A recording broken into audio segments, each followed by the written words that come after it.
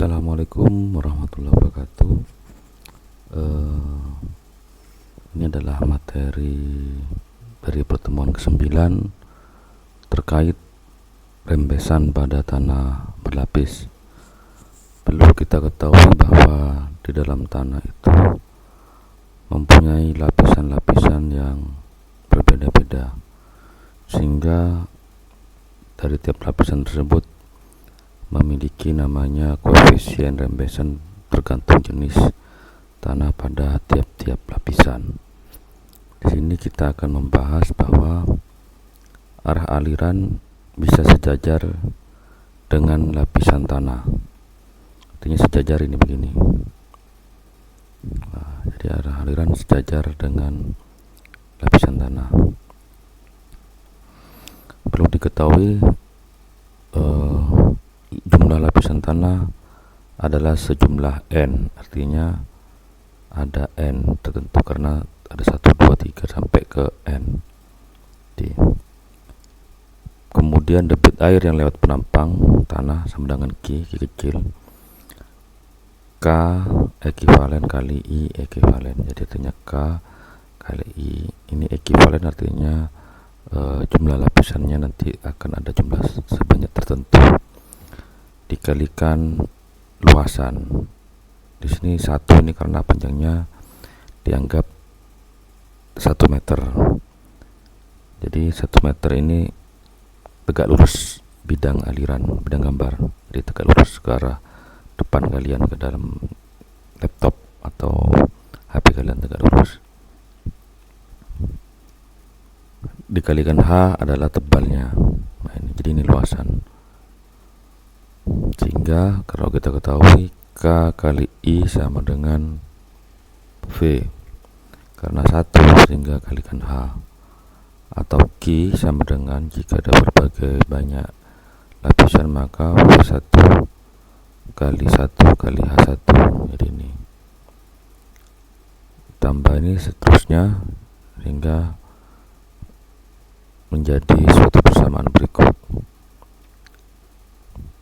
Kemudian di persamaan ketiga bahwa V ekivalen sama dengan K kali I. Ini V kecepatan, dimana kalau V1 maka K1, V2 kalau K Vn. Ini persamaan ketiga ini disubstitusi ke dalam persamaan 1 dan 2 sehingga akan menghasilkan K ekivalen kali I kali H sama dengan ini. Jadi kita masukkan V1 nya sama dengan K1 kali 1. Nah ini terus sampai Vn K ini. Untuk aliran sejajar lapisan tanah bahwa I ekivalen sama dengan I1, I2 dan IN. Ini dianggap sama gradien hidrolis antara lapisan 1, 2, 3. Jadi gradien hidrolisnya dianggap sama, atau delta H per L nya dianggap sama, sehingga disubstitusikan persamaan 5 ke 4 maka menjadi ini. Nah, karena I sama ini dicoret semua, I sama sehingga tinggal K kali H, karena yang dicari K maka hanya turun ke bawah sehingga menjadi persamaan begini. Jadi ini untuk persamaan untuk arah aliran sejajar. Jadi ini.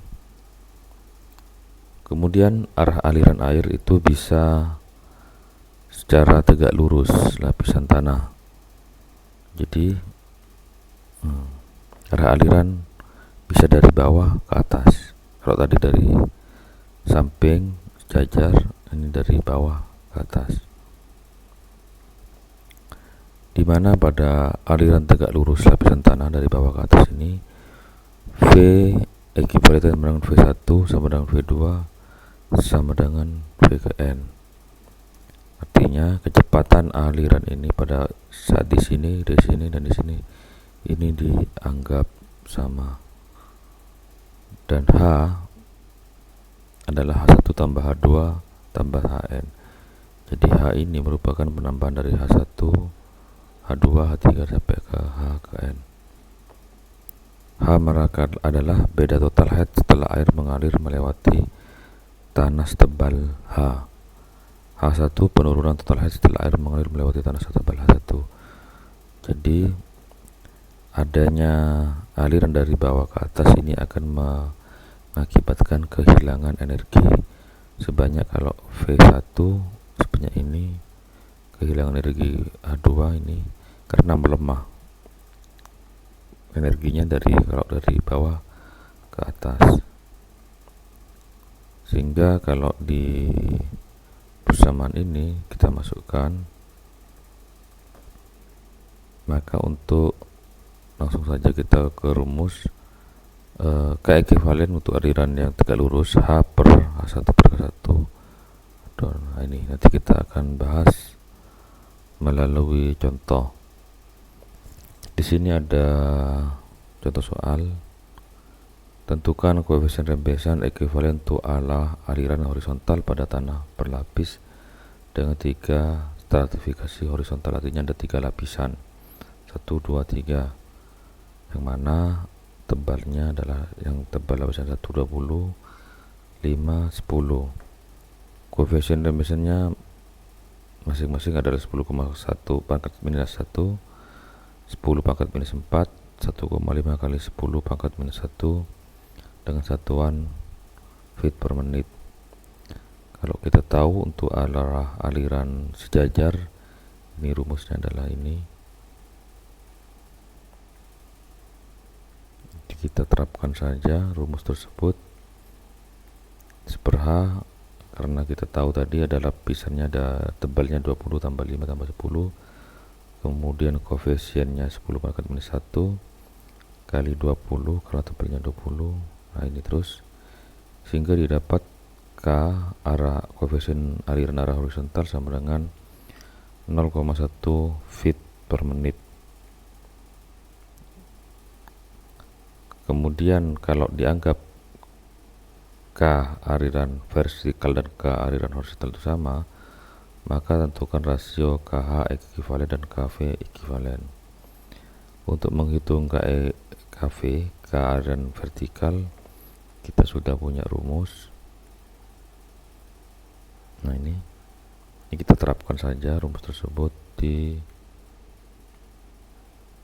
ini H per H1, kita masukkan saja nilainya sehingga didapat 6,96 kali 10 pangkat minus 4 feet per menit. Jadi rasionya adalah perbandingan antara horizontal dan vertikal. Ini hasil dari horizontal dibagi vertikal sama dengan 193,68 dibulatkan menjadi 144. Demikian materi terkait koefisien aliran arah vertikal dan horizontal. Kemudian nanti kita akan lanjut kepada materi flownet. Terima kasih. Wassalamualaikum warahmatullahi wabarakatuh.